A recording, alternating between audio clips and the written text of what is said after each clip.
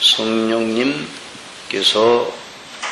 어떻게 일하시는가, 특별히 그리스도의 영광을 나타내시는 성령님의 역사에 대해서 우리 예수님께서 말씀해 주셨는데, 그 말씀을 중심으로 참고해 보고자 합니다.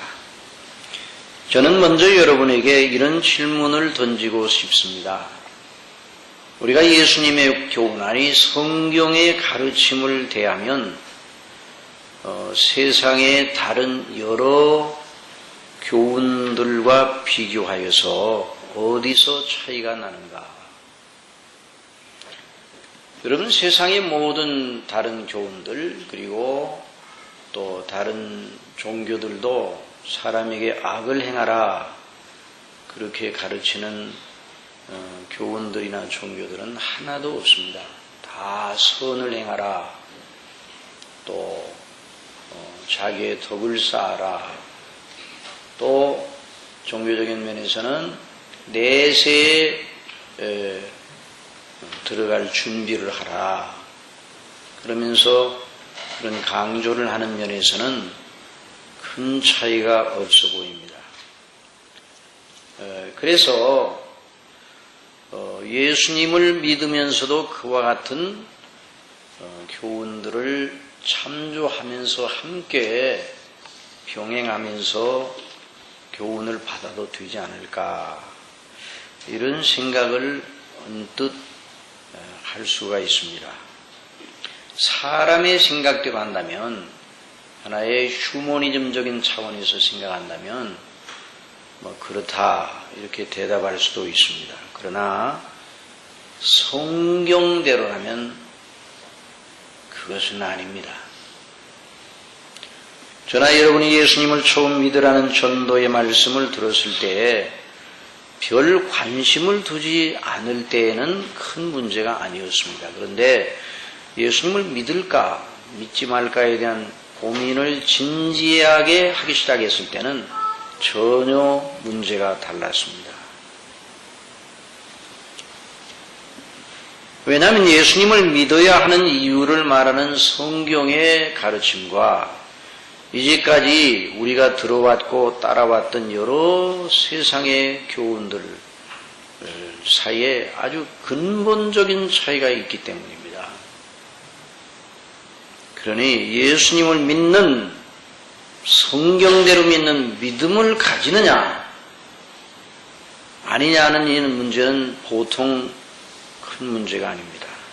그러니 이전에 가졌던 교훈들을 함께 견지하면서 예수님을 믿는 믿음의 말씀, 가르침을 따라갈 수는 없습니다. 어떤 사람에게 예수님을 믿어 구원을 받으라는 전도를 하니까 회의 받아들이면서 예수님의 초상화 하나 얻을 수 없느냐고 그렇게 말하였습니다. 그래서 그 전도하는 사람이 그래도 이제 관심을 가진다 생각하고 시중에 있는 이렇게 예수님의 얼굴이 이제 그려진 그림을 한 장을 줬습니다. 그리고 얼마 뒤에 그분의 집에 가게 되었어요. 그랬더니 그분의 집에 가니까 여러 위인들의 사진과 또 여러 종교의 그 시조들의 사진이 저 그림이 함께 이렇게 걸려 있는데 예수님의 그림도 거기에 함께 걸려 있었습니다. 저와 여러분, 여기 계신 여러분 가운데 그렇게 예수님을 믿는 사람은 하나도 없기를 바랍니다. 그러면 성경대로 믿는 사람이 아닙니다. 그건 믿음이 아닙니다. 예수님을 믿는 믿음과 세상의 다른 교훈들 사이에 큰 차이는 무엇인가? 세상의 모든 다양한 교훈들은 그걸 이제 통틀어서 그걸 한마디로 말하면 인간주의입니다. 인간주의, 휴머니즘 또는 인본주의 이렇게 말할 수 있어요. 사람이 중심에 있습니다. 아니, 사람만 있습니다. 너, 나, 그리고 다른 이것이 전부입니다. 그러나 우리 예수님을 믿는 이 믿음의 교훈, 곧 성경의 가르침은 그 중심 안이 처음부터 끝까지 하나님과 그 영원한 목적과 행사에 집중되어 있습니다. 어느 시면을 읽어도 항상 마찬가지입니다. 처음부터 하나님이십니다. 저도 처음에 예수님을 믿고 시편을 읽어보면서 시편은 다른 데도 그렇지만 시편은 구구절절마다 하나님과 그 은혜에 대한 언급, 찬미, 또 주의 영광을 노래하고 간구하고 하나님께 감사하고 그런 내용이 많은데 너무 이제 말이 많은 수다장이가 썼는가 하는 그런 느낌을 가졌어요. 왜냐하면 처음부터 끝까지 하나님만 얘기합니다. 그 성경의 처음을 딱 여러분 태초에 하나님이 천지를 창조하시니라. 창세기 1장 1절에 그리고 계시록 끝부분에서 22장 13절에 나는 알파와 오메가요 처음과 나중이요 시작과 끝이라 그랬습니다. 그러니 사람만 있는 다른 교훈과 창조주 하나님 그 아들 예수 그리스도로 충만하여 일관하고 있는 성경을 함께 그 교훈을 함께 가질 수는 없는 것이에요. 사도 바울이 자신의 자서전적인 진술이라 할 수 있는 이 빌립보서 3장에서 바로 그 말을 하고 있습니다. 그러나 무엇이든지 내게 유익하던 것을 내가 그리스도를 위하여 다 해로 여길 뿐더러 누구를 위하여? 그리스도를 위하여. 그리스도를 위하여 해로 여긴다고 그래요. 모든 걸 해로 여기면 내 주 그리스도 예수를 아는 지식이 가장 고상함이 이남이라. 내가 그를 위하여 모든 것을 잃어버리고 배설물로 여기면 그리스도를 얻고 그 안에서 발견들이 함이니. 그러니까 그리스도를 중심한 하나님을 경외하고 그리스도를 믿는 그 그리스도를 중심한 교훈의 체계가 바로 성경입니다. 이런 말씀을 드리면 여러분이 이런 반론을 제기할 수도 있습니다. 그건 종교의 문제가 아닙니까? 사람의 삶의 일상에 관한 것은 좀 다르지 않습니까? 그러나 성경은 그렇지 않다고 대답합니다. 아주 명백하고 단호하게 말하고 있습니다. 왜냐하면 성경은 종교적인 영역과 그리고 삶의 일상의 영역을 이렇게 구분지어 말하지 않습니다. 그래서 이제 이걸 전인적 믿음이라 그렇게 표현을 하는데요.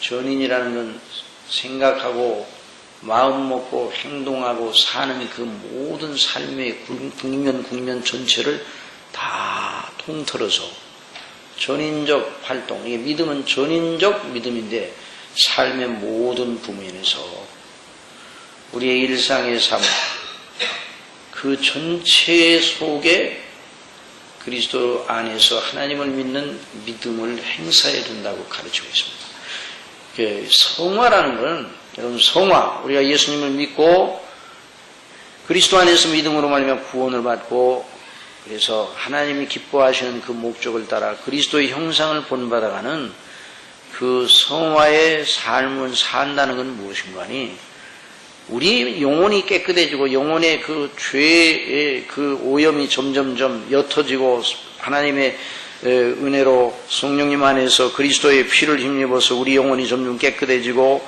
그리고 하나님이 기뻐하는 일을 순종해 나가는 것을 의미하는데요. 그래서 그리스도의 형상을 본받아 나가는 거예요. 늘 여러분들에게 말씀드렸지만 그리스도의 형상을 본받아 나간다는 말은 바로 하나님의 뜻과 계명에 순종한다는 말입니다. 그러면 오늘 우리 십계명을 읽는데 이 십계명이 우리의 삶의 전 국면을 말하고 있습니다. 그게 성화생활입니다. 우리의 삶의 모든 국면을 자세히 들여다보면 죄만 빼고 삶의 모든 국면의 인생활동 전체가 다 하나님이 주신 조건 속에서 나온 겁니다. 그래서 하나님을 믿고 의뢰하는 것이 아주 절대적인 요소임을 성경은 말하고 있습니다. 그래서 하나님의 사람 에녹이 어떻게 하나님을 믿었는가? 무두실라를 낳은 후 300년을 하나님과 동행하며 자녀를 낳았으며 그랬어요. 이 자녀를 낳았다는 것은 일반 하나님을 모르는 사람들과 똑같은 활동을 했다는 겁니다. 그러나 하나님을 모르는 사람들은 모든 활동에 있어서 자녀를 낳고 기르고 행하는 모든 일에 있어 하나님이 없어요. 빠져 있어요. 그러나 에녹은 하나님과 동행하였습니다. 하나님과 동행하여 모든 삶의 활동을 했다는 말입니다. 그래서 에녹이 하나님과 동행하더니 하나님이 그를 데려가심으로 세상에 있지 아니하니. 또 고린도전서 10장에 그러니 너희가 먹든지 마시니 무엇을 하든지 다 하나님의 영광을 위하여 하라 말씀했습니다. 우리 중에 누구든지 자기를 위하여 사는 자가 없고 자기를 위하여 죽는 자도 없도다. 우리가 살아도 주를 위하여 죽어도 주를 위하여 죽나니 그러므로 사나 죽으나 우리가 주의 것이로다. 그러니까 이 목표를 언제나 잃어버리지 말아야 됩니다. 우리의 삶의 그 과정 속에 이 목표를 항상 견지하고 있어야 돼요. 근데 우리가 얼마나 자주 잃어버리는지. 그래서 이것을 자꾸만 되새겨야 됩니다.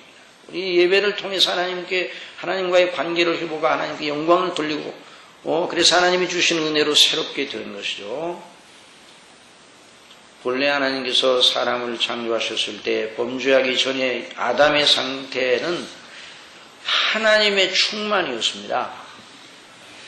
자, 무엇을 보아 알 수 있는가? 하나님의 총명, 주신 총명이 그 아담의 심령 속에 가득하여서 무엇을 보아 알 수 있는가? 창세기 2장 19절에 여호와 하나님이 흙으로 각종 들짐승과 공중의 각종 새를 지으시고 아담이 어떻게 이름을 짓나 보시려고 그것들을 그에게로 이끌어 이르시니 하나님께서 이제 피조물들을 그 아담 앞으로 쭉 지나가게 하셨어요.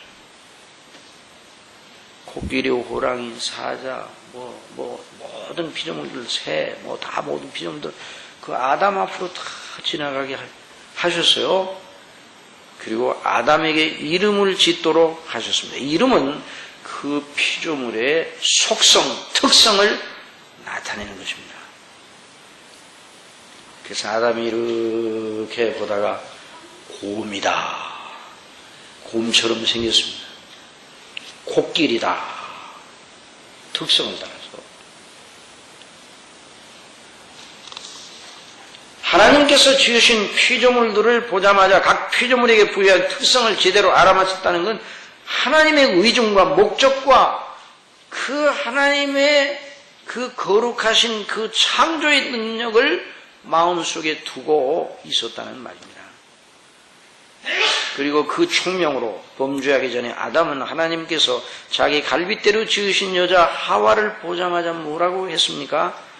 여호와 하나님이 아담을 깊이 잠들게 하시며 잠들매 그가 그 갈빗대 하나를 취하고 살로 대신 채우시고 여호와 하나님이 아담에게서 취하신 그 갈빗대로 여자를 만드시고 그를 아담에게로 이끌어 오시니, 자, 하나님께서 그 하와를 아담에게로 이끌어 오시니 아담이 그 여자를 보자마자 말했습니다.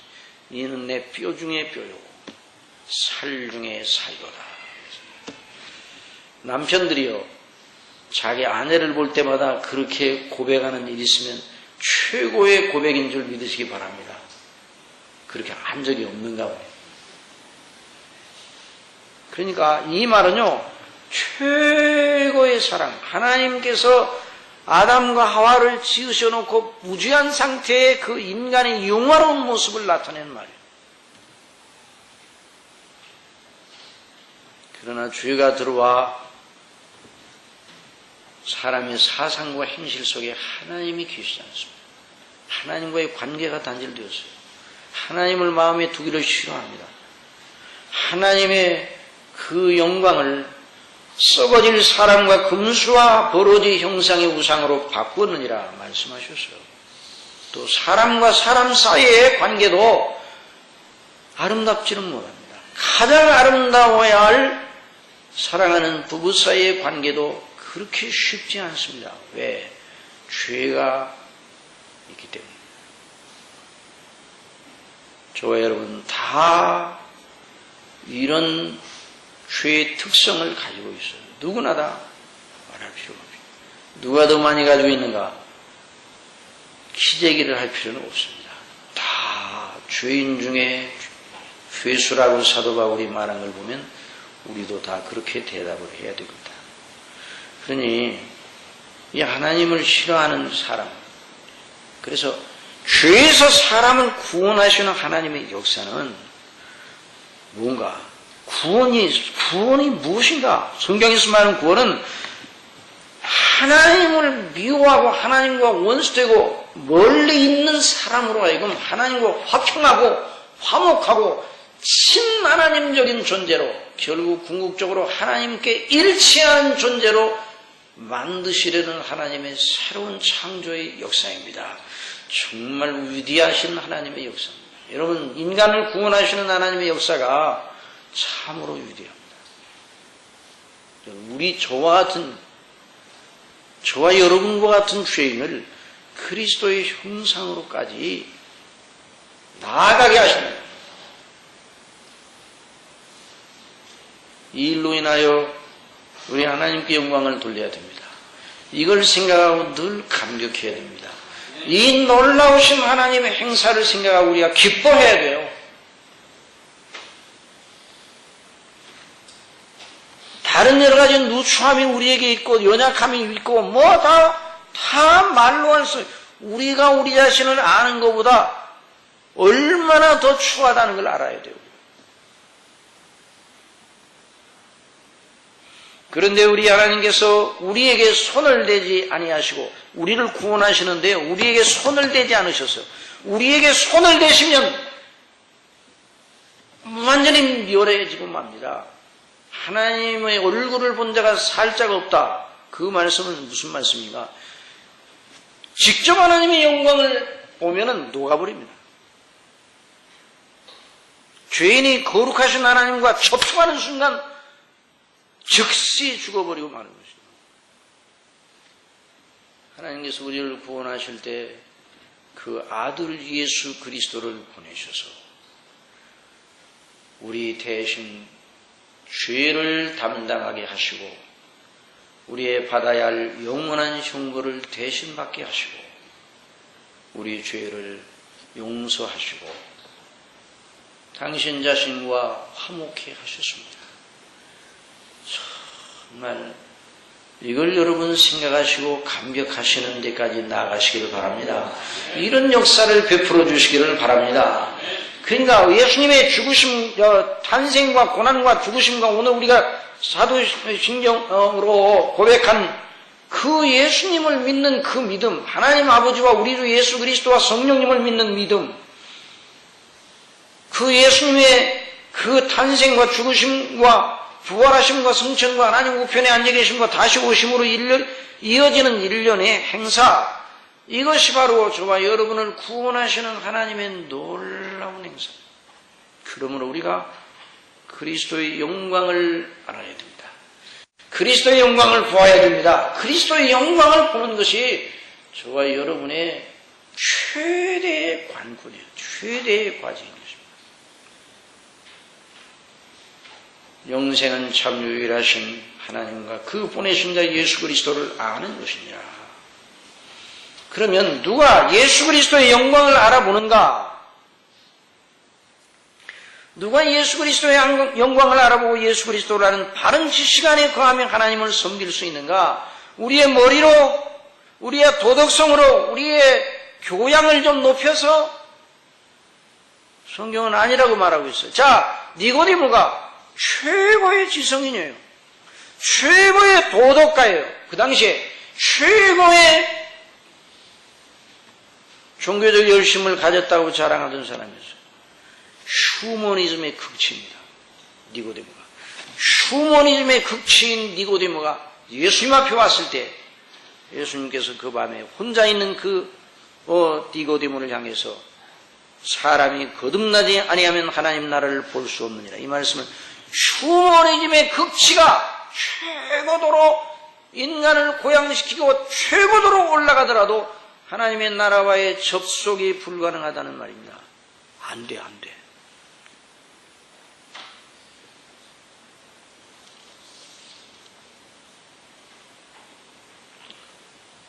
여러분, 이 일을 어찌 해야 할 것입니까?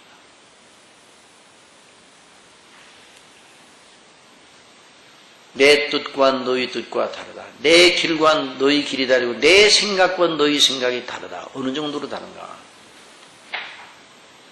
하늘이 땅에서 높음처럼 다르다고 그랬습니다. 휴머니즘이 조금 모자란 것이 아니에요. 그러니까 기독교는 늘 제가 말씀드린 것처럼 인간의 수준이 아니라 하나님의 수준입니다. 하나님의 수준을 어떻게 우리 인간이 따라갈 수 있어요? 그러니까 본질적으로 하나님의 말씀이 쉽다고 생각하면 안 돼요. 쉽지 않은 하나님의 말씀을 어떻게 믿고 받아들이고 소화해낼 수 있는가? 이걸 우리 자신에게 혼자 맡겼다면 아무도 못하는 거예요. 믿을 사람이 한 사람도 없어요. 그러나 성령님으로 할 수 있습니다. 성령님께서 그리스도의 영광을 가지고 나타내시고 너희를 진리 가운데 인도하시겠다고 말씀해 주셨기 때문입니다. 여러분 정말 하나님의 아들 예수 그리스도의 영광을 아는 지식이 살아있는 지식이 없으면 예수님을 믿는 믿음이 그건 가짜예요. 명목상 그리스도인이 명목상. 명목상 그리스도인의 이름은 하늘나라 생명책에 없습니다. 교회 명부에는 있을지 몰라요. 그러면 어떤 분이 이렇게 물어볼 수 있어요. 아니 그러면 어느 정도로 예수 그리스도의 영광을 알아야 되느냐? 그 지식이 어느 정도 분량에 가야 되느냐? 이렇게 반문하며 의문을 가질 수 있어요. 그러나 이렇게 대답할 수 있어요. 그 지식이 그 지식이 아무리 여리고 미미하다 할지라도 살아있는 지식이면 됩니다. 그래서 천국은 마치 겨자씨 하나를 갖다가 밭에다 심은 것 같다고 그랬어요. 겨자씨 하늘이 아주 작습니다. 그러나 그 속에 생명이 있어요. 생명이 있어서 그걸 밭에다 심으면 나중에 거기서 싹이나 자라서 새들도 깃들 정도의 나무가 된다고 말씀하세요. 천국은 그와 같으니라 그랬어요. 그래서 처음에는 미미하게 보여도 살아있는 그 사람의 마음, 영혼을 깨우쳐서 그 사람의 가치관과 인생관의 본질적, 근본적 변화를 가져오고 성령님께서 하시는 일이에요. 가져오고 그래서 그 사람의 생각과 사상을 또 행동을 주장하는 훌륭한 원리가 되도록 하신단 말이죠.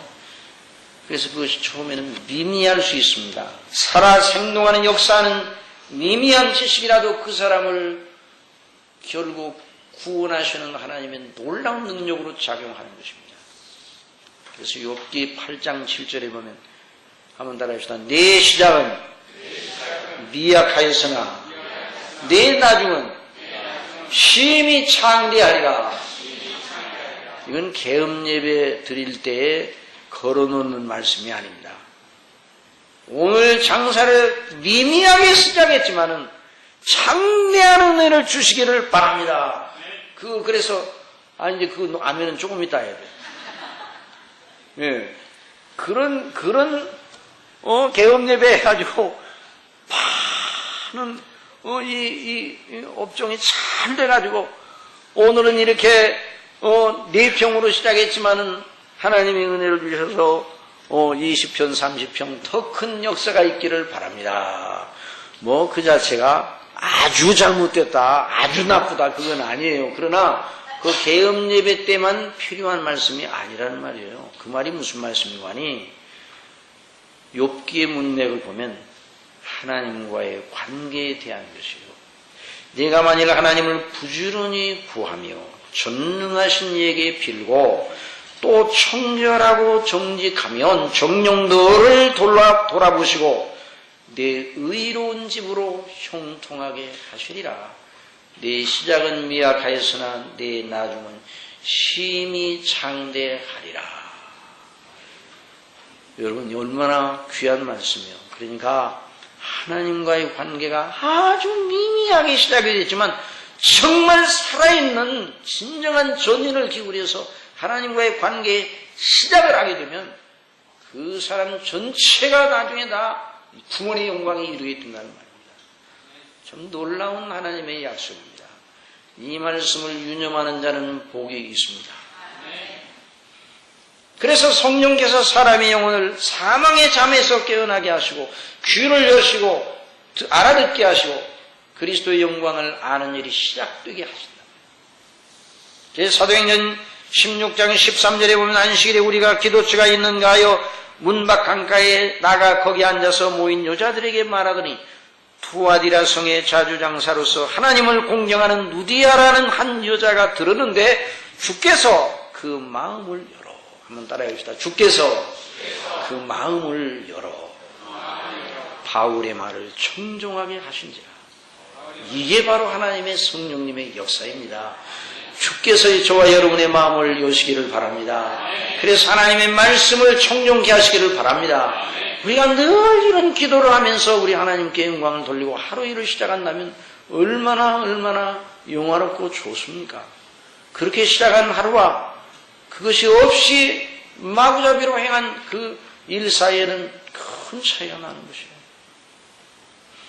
그래서 이 두아디라 성의 자주장사 누디아가 예수 그리스도를 믿게 됩니다. 저와 그 집이 다 세례를 받고 우리에게 청하여 가로되 만일 나를 주 믿는 자로 알거든 내 집에 들어와 유하라 하고 강권하게 있게 아니라 이 가정이 나중에 빌립보 교회의 설립 멤버가 됩니다.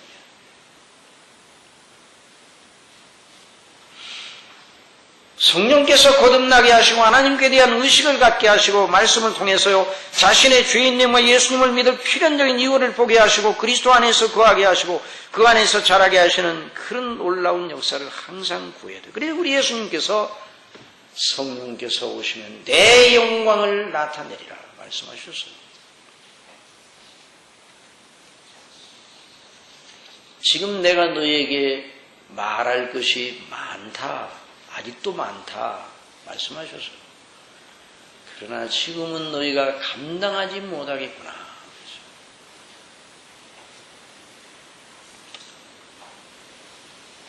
여러분 정말 그리스도의 영광을 알아야 됩니다. 그리스도의 영광을 알라고 계속 가르치고 계시는데요. 예수님께서 우리가 지난 시간에 세상에 임금이 심판을 받았다고 그랬어요.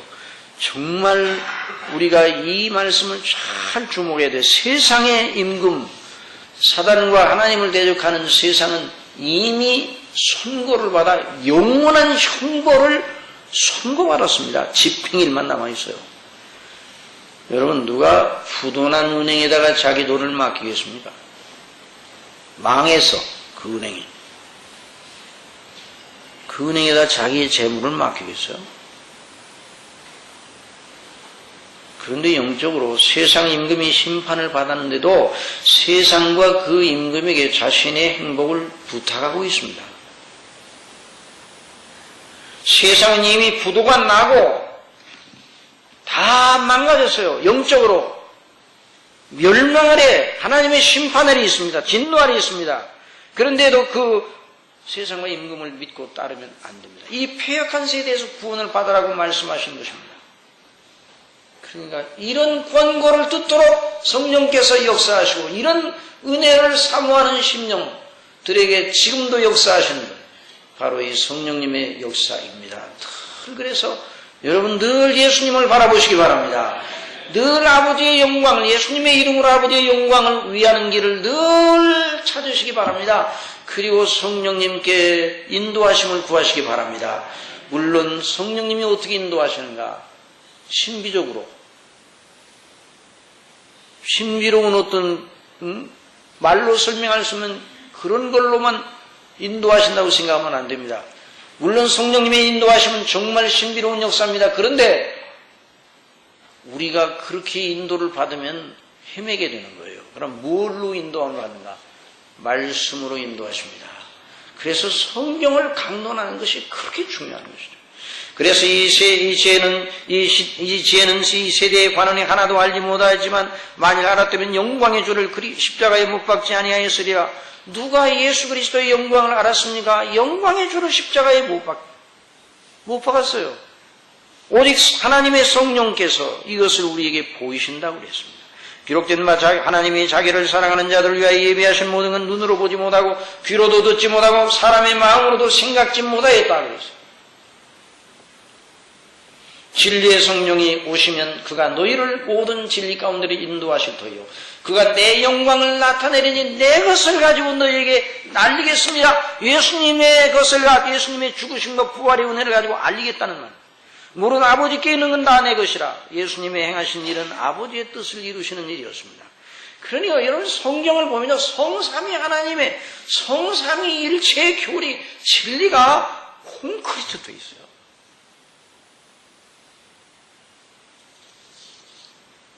그래서 저와 여러분을 향하신 하나님의 구원의 계획이 완전하시고 실행이 완전하시고 적용이 완전하십니다. 그래서 예수님 안에 있는 사람은 절대로 멸망받을 수가 없습니다.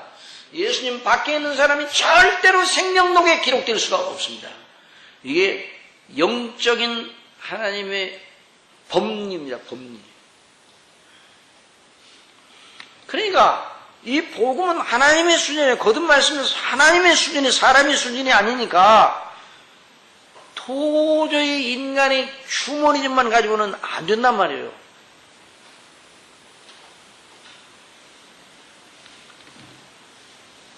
자, 당시 제자들은 예수님을 3년여 동안 따라다니면서 교훈을 받았습니다. 제자들이 3년여 동안 교훈을 받았으니까 자, 예수님이 최고의 선생님인데 바르게 지도를 하셨겠죠. 그러니까 그 지도를 잘 받은 제자들 아니에요? 그러나 우리 예수님께서 말씀하셨어요. 지금은 너희가 내가 이룰 것이 많지만 감당치 못하리라. 왜냐하면 아직 그들에게 누가 안 계셔요? 보혜사 성령님이 아직 내주하시는 형태로는 계시지 않습니다. 누구든지 나를 믿는 자는 그 배에서 생수의 강수가 흘러나리라 말씀하셨습니다. 그러나 아직 그리스도께서 영광을 받지 아니하시는 거로 아직 저에게 성령께서 계시지 아니하시더라. 성령, 저들이 받을 성령을 가리켜 말씀하셨는데 아직은 아니었어요. 그러니까 아직 아닌 상태에서 예수님의 일을 감당치 못해요. 그래서 여러분 예수님께서 십자가에 못 박혀 죽으실 때 그 사건 앞에 제자들은 혼비백산이 되었습니다. 이해가 되지 않습니다. 하나님의 아들이 어떻게 죽어요? 하나님의 아들이 또 죽었다가 죽은 자도 살리시는 그분이 당신은 살리지 못하느냐? 뭐 이런 논리가 상당히 아주 세력을 얻고 있었어요. 네가 구원자이냐 그리스도냐 그럼 너를 구원하라. 밑에 밑에서 십자가에 못 박으라고 외치던 수많은 사람들이 막 비양거렸어요. 네가 구원자이면 너나 구원받아라. 너나 구원해라. 십자가에서 내려올지어다. 제자들이 예수님께서 정말 그런 예수님, 5,000명을 먹이신 예수님, 바다와 모든 물결을 바람을 잔잔케 하시고 죽은 나사로, 나흘이 뒤 어디어 썩어 냄새가 난 죽은 나사로를 살리신 예수님 정작 십자가에 못 박혀 죽으셨습니다. 그러니 제자들이 감당이 안 되는 거예요. 감당이. 지금은 너희가 감당치 못한다 그랬어요. 그래 예수님이 십자가에 못 박혀 죽으실 때 제자들의 믿음과 제자들이 예수님께 대한 소망도 죽어버렸어요. 예수님이 죽을 때 제자들이 그리스도와 함께 죽었다 그런 게 아니라 그리스도에 대한 믿음이 자지러졌어요. 소망에 딱 이 깃발을 내려버렸어요. 그리고 엠마오로 가는 두 제자가 내려갈 때 슬픈 빛을 띠고 내려가지. 예수님께서 슬픈 빛을 띠고 내려가는 두 제자를 향하여 부활하신 예수님이 나타나셨어요. 길 가면서 너희가 서로 주고받는 그 이야기가 무엇이냐. 예수님이 부활하신 예수님이 두 사람이 슬픈 빛을 띠고 머물러 서더니 그 한 사람이 글로바라는 자가 대답하여 가로되 당신이 예루살렘에 우하면서 그녀를 거기서 된 일을 홀로 알지 못하느냐? 무슨 일이냐? 나사렛 예수의 일이니 그는 하나님과 모든 백성 앞에 말과 일에 능한 선지자였고 우리 대제사장과 관원들이 사형 판결을 넘겨대 십자가에 못 박았느니라. 우리는 이 사람이 이스라엘을 구속할 자라고 바라는다. 그런데 그런 자가 아니었다는 말이에요. 그러니까 예수님께 대한 소망이 끊어져 버리고 말았어요. 그들이. 이들이 예수님의 부활 소식을 듣지 못하고 간 게 아니에요. 우리 중 어떤 여자들이 우리로 놀라게 했으니 이는 저희가 새벽에 무덤에 갔다가 그의 시체는 보지 못하고 와서 그가 살으셨다 하는 천사들의 나타남을 보았답니다. 또 우리와 함께 한 자 중에 두어 사람이 무덤에 가 과연 여자들이 말한 말을 같음을 보았 여자들이 말한 것 그대로라 하는 걸 가서 보았다 이 말이에요. 그러나 예수는 보지 못하였다.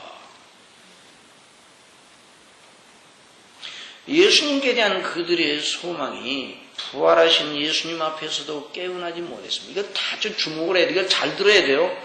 예수님, 부활하신 예수님 앞에서도 예수님께 대한 소망이, 죽었던 소망이 아직 잠자고 있어요. 부활하신 예수님 앞에. 심지어는요, 자, 이걸 잘 들으셔야 돼요. 이걸 잘못 들으면 오해하면 안 됩니다. 부활하신 예수님을 통해서 40일간 예수님께 교훈을 받았죠. 승천하시기 전에. 그런데 아직도 깊은 미목에서 헤어나지 못하고 있었어요. 왜 그런 거 아니? 예수님이 승천하시려고 하기 전에 이제 부탁을 하셨어요. 사도가 같이 모이사 저에게 분부하여 가라사대 예루살렘을 떠나지 말고 내게 들은 바 아버지의 약속한 것을 기다리라. 요한 물로 세례를 받았으면 베풀었으나 너희는 몇 날이 못되어 성령으로 세례를 받으리라. 그러니까 그 말씀을 듣고 그 성령님이 오시는 것에 대해 굉장히 기대를 가지고 기다려야 되는데 거기에 대한 생각은 없어요. 없고 뭐라고 말하는 거니? 주여 이스라엘 나라를 회복하심이 이때입니까? 유대 나라가 로마의 악정에서 벗어나는 것이 바로 이때입니까? 모세 시대의 영광이 바로 다윗 시대의 영광이 다시 돌아올 때가 바로 이때입니까? 아직 그들의 생각이 땅에 붙어 있어요. 그들의 소망이 땅에 붙어 있어요. 땅의 수준, 하나님의 수준에 이르지를 못하고 있었어요. 그리고 예수님께서 승천하셨어요. 승천하실 때 그들의 눈이 열렸는가? 안 열렸어요. 저희 보는 데서 올리고 가시니 구름이 저를 가리워 보이지 않게 하더라. 올라가실 때 제자들이 자세히 하늘을 쳐다보이다. 하늘로 올라가 하늘을 바라보고 있다. 가물가물 예수님이 안 보이셨는데 계속 하늘만 쳐다보고 있어요. 왜 하늘을 쳐다보느냐? 너희들이 본 그대로 다시 오시리라. 천사가 말씀 많이 했습니다. 아직도 깨어나지 못했어요. 예수님께 대한 믿음과 소망이 깨어나지 못했습니다. 그러나 그런 사람들이 놀랍게 깨어난 일이 언제 일어났는가? 예수님이 약속하신 대로 성령께서 오순절에 임하여 그들에게 충만하게 임하셨을 때에 그들이 드디어 성령의 충만함을 받고 다 따라합시다. 다 성령의 충만함을 입고 성령의 말하게 하심을 따라 다른 방언으로 말하기를 시작하니라. 방언 은사를 강조하는 사람들은 여기에는 방언이라는 말만 빼가지고 막 이 대목을 강조합니다. 방언이라는 말, 그게 중요한 게 아니라 여러분이 묻겠습니다. 영어가 더 멋있습니까? 한국어가 더 멋있습니까? 영어가 더 멋있어요? 한국어가 더 멋있어요? 러시아어가 더 우등합니까? 한국어가 더 우등합니까? 저 아프리카 예? 어디요? 저 아프리카 있는 어느 저 아프리카 토속어를 쓰는 그 토속어가 더 위대해요? 우리 한국어가 더 위대해요? 아프리카보다는 우리 한국어가 더 위대한 대답이 좀 나올 만하죠. 영어와 한국어는 좀 비교하기가 어렵고 그런 생각이 듭니다. 그러나요, 모든 방언은요, 도구에 불과한 거예요. 그 방언으로 무엇을 말하느냐에 따라서 그게 중요한 것이에요. 한국어로 복음을 말하는 것과 러시아어로 복음을 말하는 것과 영어로 복음을 말하는 것과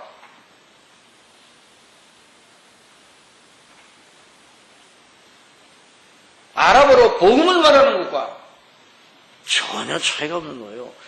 문제는 복음입니다. 말하게 하셨다. 하나님의 큰 일을 말하였어요. 예수님의 죽으심의 의미를 알았습니다. 예수님의 소망의 의미를 알았습니다. 예수님이 어떻게 죽으셨는가? 왜 예수님이 부활하셨는가? 성경 전체가 뭘 말하고 있는가?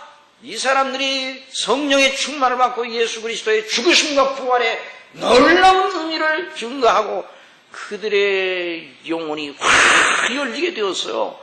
성령 충만함을 입으니까 이런 사람들이 되었습니다. 그럼 이건 사도들에게나 가능하지 우리에게는 가능하지 않다. 이렇게 생각하면 안 돼요. 물론 사도들에게는 사도의 은사를 주셔서 사역적인 면에서는 그런 은사를 우리가 같이 가질 수 없어요. 제 목사도 사도의 은사를 다 가질 수가 없어요. 말씀을 증거하는 은사는 가졌지만 사도들이 가졌던 이적 본능 여러 가지 표적을 행하는 본능은 저는 못 가졌어요. 그러나 사도가 말합니다. 누구든지 회개하고 주 예수 그리스도를 믿으라. 그리하면 죄사함을 얻으리니 성령을 선물로 받으리라 말씀하셨습니다. 그래서 그리스도의 영광을 가르치시는 분이 성령님이세요. 그래서 그리스도의 얼굴에 있는 하나님의 영광을 아는 빛을 우리에게 비추셨느니라. 그리고 우리가 이 보배를 질그릇에 가졌다고 말씀했습니다. 이런 은혜를 사모하시기를 바랍니다. 그래서 존 오웬이라는 그 목사님, 지금부터 350년 전에 총교도 유명한 목사님이 자기의 죽을 날을 내다보면서 그리스도를 깊이 묵상을 했어요. 자기가 해야 할 일이 무엇인가? 삶의 마지막을 바라보면서 그리스도를, 이미 알고 있는 그리스도를 깊이 묵상을 했어요. 그 묵상록이 바로 그가 하늘나라 간 지 8년 뒤에 책으로 나왔는데 그 책이 교회사에서 성령께서 사용하신 중요한 도구 그리스도의 영광이라는 책입니다. 여러분 그리스도의 영광에 눈을 여시기 바랍니다. 그러려면 성령의 감동하심을 받아야 됩니다. 말씀과 기도로 늘 깨어서 견고하게 서시기를 바랍니다. 그가 내 영광을 나타내리니 내 것을 가지고 너희에게 나누겠습니다. 예수님이 말씀해 주셨습니다. 지금도 이 말씀이 우리에게 그대로 유효하다는 걸 알고 늘 기쁨으로 믿음으로 행하는 저와 여러분이 되기를 바랍니다. 기도하겠습니다. 사랑하시는 아버지 하나님, 그리스도 우리 주님의 얼굴에 있는 하나님의 영광을 아는 빛을 저희 심령에 비춰주시는 성령님의 은혜에 저희들에게 충만하게 허락하여 주옵소서. 구하라 주실 것이요 문을 두드리라 열릴 것이요 찾는 이마다 찾을 것이라. 악한 자라도 자식에게 좋은 것을 줄 줄 알거든. 하물며 너희 천부께서 구하는 자에게 성령을 주시지 않겠느냐 말씀해 주신 것처럼 늘 성령님의 인도하심과 감동하심을 구하여 받는 저희가 되게 하여 주옵소서. 그래서 그리스도와 그 행하신 일, 우리 아버지 하나님께서 그리스도 안에서 어떻게 우리를 사랑하시고 어떤 자로 만드시려고 뜻하시고 실행하시고 지금도 행하시는지 그 놀라운 비밀 가운데 견고히 서는 모두가 될 수 있도록 성령님 주장하여 주시옵소서. 예수님의 이름으로